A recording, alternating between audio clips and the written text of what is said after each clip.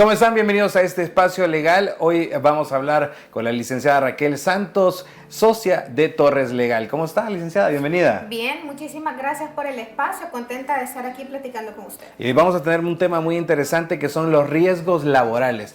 ¿Cuáles son los riesgos laborales en una empresa?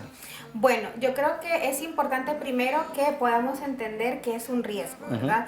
Un riesgo es la posibilidad de daño que puede ocasionar a una empresa o a una persona natural. ¿Esto cómo se puede entender? Definitivamente estamos hablando de personas que trabajan para una empresa y que de repente incumplen con las normas dentro de la misma empresa, o de la empresa que incumple con el trabajador. De la empresa que incumple para con el trabajador. ¿Cómo se originan estos riesgos? Bueno, estos riesgos laborales se originan a raíz del incumplimiento de las obligaciones que tiene un patrono, ya sea una persona natural o una empresa legalmente constituida. Y normalmente se habla de obligaciones del patrono hacia los empleados. ¿Cuáles son estas obligaciones? Bueno, de estas obligaciones podemos hablar no solo de las que tiene el patrono hacia los empleados, sino las que tiene el patrono originadas por la ley, ¿verdad? Con este tema de las obligaciones de los patronos, pues creo que vale la pena mencionar algunas. Cuando un patrono, ya sea persona natural o jurídica, cuenta con por lo menos un trabajador, el Código de Trabajo establece que debe de suscribir un contrato de trabajo. Entonces, si la empresa va contratando más personal, así se va sumando la obligación de suscribir un contrato con cada persona, independientemente de cuánto es el tiempo para el cual esta persona ha sido contratada.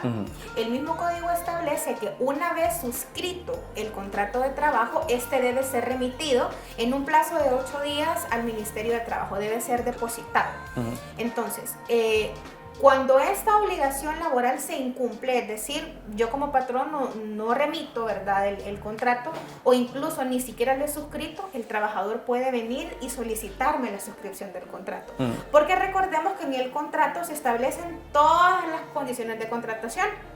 En una entrevista de trabajo, verbalmente, pues podemos pactar, ¿verdad? Sabemos que la palabra, pues, es de respeto, pero no es algo como que esté escrito. Entonces, igual, cuando van surgiendo las más contrataciones, se van creciendo las obligaciones laborales. Otra obligación laboral que surge, ¿verdad?, es cuando un patrono tiene más de 10 trabajadores a su cargo.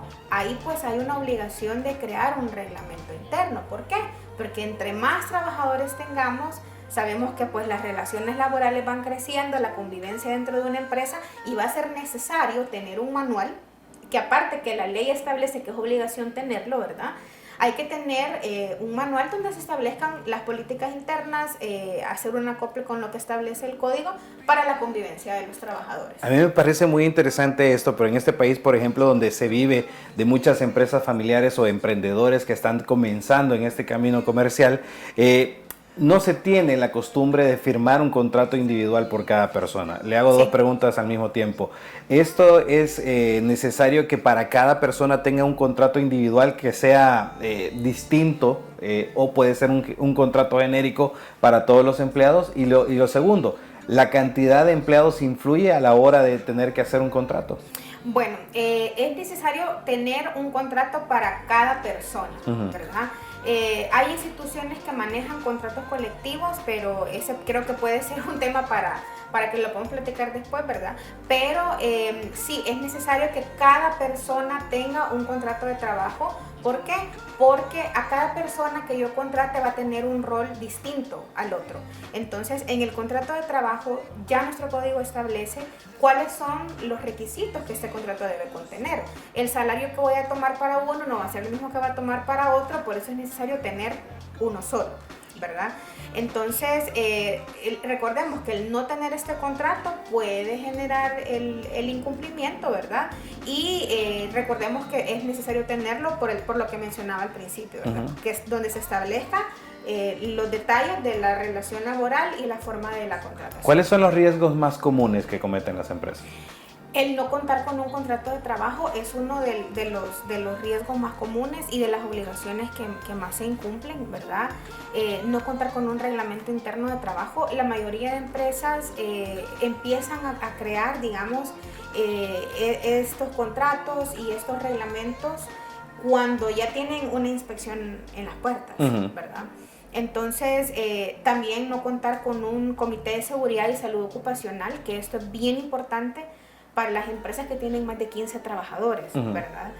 Porque es importante tener un comité de seguridad y salud ocupacional, independientemente qué tipo de rubro o qué tipo de rubro de giro tenga la empresa. Porque sabemos que en cualquier empresa puede ocurrir un accidente de trabajo. Totalmente. Ahora, una vez si esto no se está cumpliendo, estos incumplimientos, ¿cómo pueden afectar a una empresa? Bueno, recordemos que el Ministerio de Trabajo está muy activo con el tema del cumplimiento de obligaciones por parte de las empresas, y esto lo hacen a través de inspecciones. Estas inspecciones pueden ser especiales o pueden ser inspecciones programadas. La especial es cuando un trabajador se siente agraviado y dice, bueno, voy a requerir, ¿verdad?, que me suscriban un contrato, o no me pagaron unas horas extraordinarias, entonces voy al Ministerio de Trabajo, por citar un ejemplo, a poner una inspección, me voy a quejar. Entonces el Ministerio levanta una inspección especial y va puntualmente por esta situación, por este incumplimiento, ¿verdad?, de pago de horas, de que no hay un contrato de trabajo, o que no me pagaron el asueto, o no me pagaron vacaciones, ¿verdad? Entonces, el ministerio puede ir, levanta una inspección. Las programadas son las de rutina del ministerio. Por citar un ejemplo, el ministerio pues maneja un listado de empresas que una de las obligaciones de las empresas o de patronos naturales es suscribir su centro de trabajo año con año. Esta es una de las obligaciones que más se incumple, porque hay muchos patronos que no lo hacen. Entonces, cuando se ha inscrito la empresa, ¿verdad?, el Ministerio de Trabajo maneja un listado. Manejando este listado, ellos hacen inspecciones programadas. Entonces, lo delicado de estas inspecciones programadas, que cualquiera pudiera decir, una inspección especial quizás es muy delicada, muy peligrosa porque va por algo en específico, pero realmente yo considero que las más peligrosas son las programadas. Totalmente. ¿Por qué? Porque ahí pueden pedir de todo: contratos de trabajo, inscripción del centro de trabajo, control de entradas y salidas del personal, que se cuente con un reglamento, si hay comité de seguridad y salud ocupacional, la presentación de planillas para ver si hay pago de asuetos, de horas extraordinarias, pago de salarios a tiempo. Entonces, a través de estas dos inspecciones, especial y programada, el ministerio puede llegar. Y ahí es donde verifica el incumplimiento de estas obligaciones. ¿Y el incumplimiento de estas obligaciones caen multas? Sí, en la mayoría de los casos sí. Bueno, el Ministerio de Trabajo, al hacer estas inspecciones, realiza un procedimiento administrativo. Llega el inspector, la empresa pues está obligada a recibirlo, no puede entorpecer la inspección, y el inspector empieza a detallar qué documentos o qué información requiere.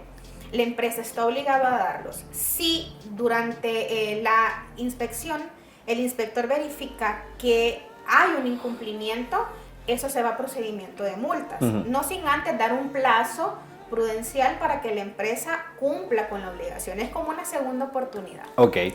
Si una empresa cae en esto y ha sido multada por el Ministerio de Trabajo, ¿qué es lo que tiene que hacer? Bueno, primero pues hay procedimientos administrativos para poder recurrir a esta multa, ¿verdad? Apelarla. Sí, exacto, se puede apelar o interponer otros recursos. Nosotros pues podemos apoyarles, ¿verdad?, con este tipo de gestión, porque es no solo llegar y decir vengo a apelar, ¿verdad? Hay que elaborar un escrito, alegar, ¿verdad? Incluso verificar bien que se haya levantado el acta de inspección en debida forma, tener el cuidado del momento de recibir la inspección, ¿verdad?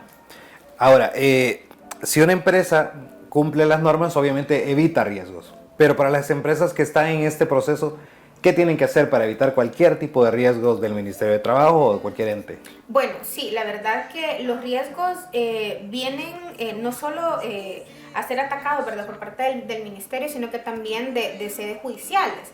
Entonces, es bien oportuno que cada patrono, ya sea persona natural o jurídica, pueda estar bien asesorado en estos temas, ¿verdad? Si se tiene la intención de crecer en su negocio, lo importante va a ser que desde la contratación de una persona hasta las que espera tener, ¿verdad?, se mantenga todo en regla para evitar no solo el tema de las multas, ¿verdad?, sino que también el riesgo reputacional.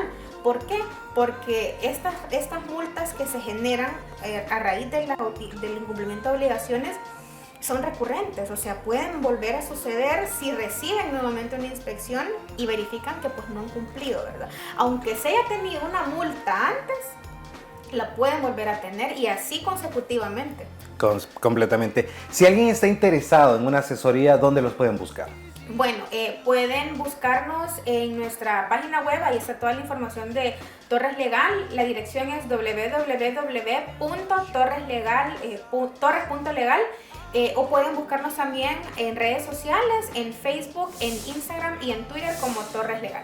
Bueno, creo que está completamente tocado el tema y me parece que para que las empresas vayan buscando la profesionalización, no solo tienen que buscarse métodos, sino también apoyarse en alguien que les pueda dar toda la asesoría legal y darles un buen panorama para evitar, mejor dicho, multas, para caer en riesgos y sobre todo para evitar problemas. Así es que muchísimas gracias, licenciada, por estar con nosotros. A usted, muchas gracias. Muchas gracias y nosotros nos vemos en la próxima.